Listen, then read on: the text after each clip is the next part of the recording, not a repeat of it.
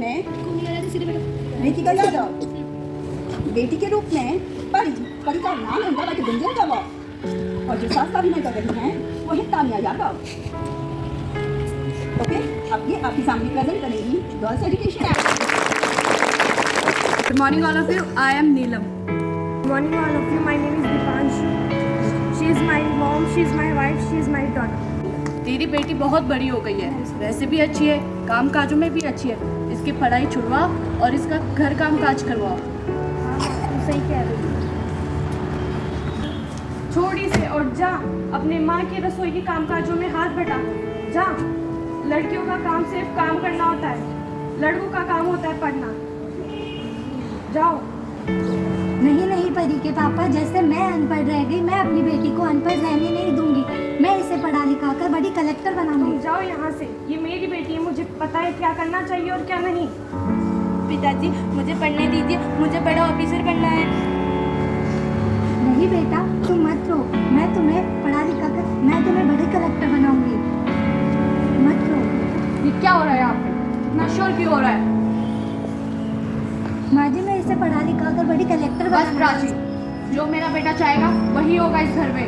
लेकिन माँ जी अब भी तो सास से जवान लड़ाती है। निकल जाओ तुम दोनों मेरे घर से। मुझे माफ कर दीजिए। ये क्या हो रहा है? जाओ तुम मेरे घर से, निकल जाओ। नहीं माँ जी, हमें बस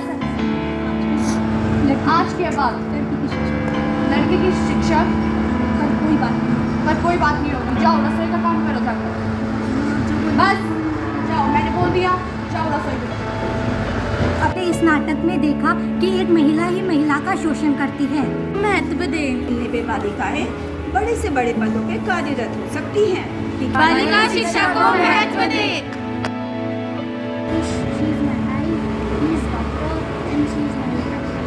देखिए, लक्ष्मी हुई है। क्या डॉक्टर साहब बेटी हुई है? अब तो वो मुझे मार देंगे। मैं समझती हूँ। आप धैर्य रखिए। ठीक। बधाई हो राकेश जी, आपकी बेटी हुई है। क्या? हाँ। बेटी हुई है? हाँ। अब मैं क्या करूँ? मैं तो दोनों बेटियों के बीच फंस गया हूँ। इनका बोझ कहाँ से उठाऊंगा? समाज में क्या मुझे दिखाऊंगा? सो अब घर पहुंचेंगे राकेश जी। क्या है? तेरी वजह से हुआ है। ना तू पैदा होती ना वो तेरे पीछे वो लड़की कि तू मर जाती बढ़िया होता। हे भगवान, क्या मैं इसीलिए बनी हूँ? क्या मैं इसीलिए दोषी हूँ क्योंकि मैं एक लड़की हूँ? अगर इसी तरह संतुलित लिंग अनुपात का सामना करेगा तो लड़कों को लड़की, समाज को जननी तथा सामाजिक जीवन कैसे प्राप्त मिलेगा? बेटी बचाओ, बेटी पढ़ाओ, लड़का लड़की एक समान। धन्यवाद। आपने पहला एक्ट बालिका शिक्षा पे देखा, जिसके अंदर गर्ल्स एजुकेशन को बाउंड करके उनको शोषित जीवन जीने के लिए मजबूर किया जा रहा है। उनके अंदर हीन भावना भरी जा रही है कि वो केवल घर के कामकाजों के लिए बनी है और ये शिक्षा अधिकार, ये एजुकेशन राइट केवल बॉयज के लिए है। क्या ये पूर्ण रूप से असत्य नहीं है? ये पूर्ण रूप से असत्य है। आप सब इस चीज का बहिष्कार करें और बालिका शिक्षा पर, गर्ल्स एजुकेशन पर ज्यादा से ज्यादा बढ़ावा दें। आसपास होने वाले इस तरीके के भेदभाव को मिटाने के लिए जन जागृति भरें। सेकंड एक्ट आपके सामने जो प्रेजेंट हुआ वो लिंगानुपात, असंतुलन, गर्ल्स बॉयज अनइक्वलिटी था, जिसमें लड़का लड़की भेदभाव को मिटाने के और उसमें समाज विकारों को प्रदर्शित किया गया था। अब जो थर्ड एक्ट आपके सामने आ रहा है वो बाल विवाह और दहेज के कुरीतियों को दर्शाता है और उसके बैड इफेक्ट आपको बताता है। Good morning all of you, my name is Rahul. He is my elder brother, he is my mother, she is my mother, he is my father.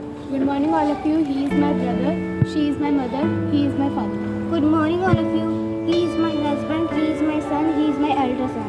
Good morning all of you, I am Anil, he is my wife, he is my elder son, younger son, he is my elder son. All of you, she is my sister, he is my father, she is my mother and she is my sister. वर्ष की हो गई है, क्या आपको उसकी शादी की चिंता नहीं है? माँ बाप को तो बच्ची पैदा होते ही शादी की चिंता होती है, क्या आपको नहीं है? हाँ, मुझे भी है नेहा की मम्मी, शादी की चिंता नेहा की। उसके लिए कोई रिश्ता तो आने दो। नेहा, नेहा कल अपना महंगा वाला सूट पहनना और घर की साफ सफाई और रसोई में खाना बना के रखना। कल तुम्हें लड़के वाले देखने आ रहे हैं। 14 साल की ऊपर से रिश्ता तय कर दिया।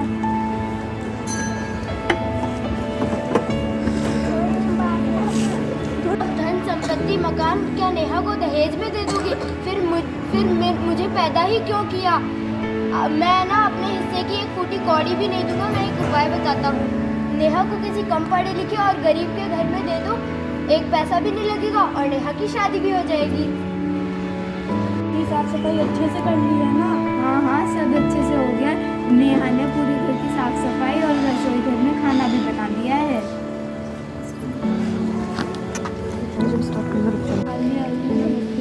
नमस्ते। आइए आइए बैठिए। नेहा नेहा, सबके लिए चाय लेके आओ।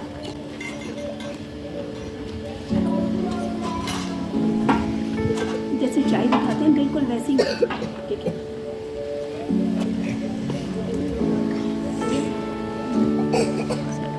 आप इतने धीमे क्यों चल रहे हो? आपसे चला नहीं जाता? अरे नहीं नहीं, लड़की शर्मा रही है। काली कलूटी, मुझे देखो मैं कितना सुंदर हट्टा कट्टा हूँ। अरे बेटा शांत हो जा, अभी रिश्ता तोड़ना नहीं है, जोड़ना है। चलिए और भाई, दहेज का पूरा बंदोबस्त हो गया है क्या? हाँ, आप चिंता मत करिए, मैंने दहेज का पूरा सामान कर लिया है। दहेज में अगर थोड़ा भी रुपया कम हुआ तो मैं मंडप में से उठ के भाग जाऊंगा। नहीं, कुछ भी कम नहीं होगा। हाँ हाँ भाई, मैंने भी अपनी वाली को ऐसे ही मार मार के भगा दिया था। उसके घर वाले भी दहेज के हमेशा रोते ही रहते थे। सुनो पापा, मैं अपने हिस्से की एक फूटी कौड़ी भी नेहा को दहेज में नहीं देने दूंगा। मैं एक उपाय बताता हूँ। नेहा को किसी कम पढ़े लिखे और गरीब के घर में दे दो, एक पैसा भी नहीं लगेगा और नेहा की शादी भी हो जाएगी। चुप रोहित, यहाँ से जा। मैं अपने हिस्से की एक फूटी कौड़ी भी नहीं दूंगा। खत्म करें।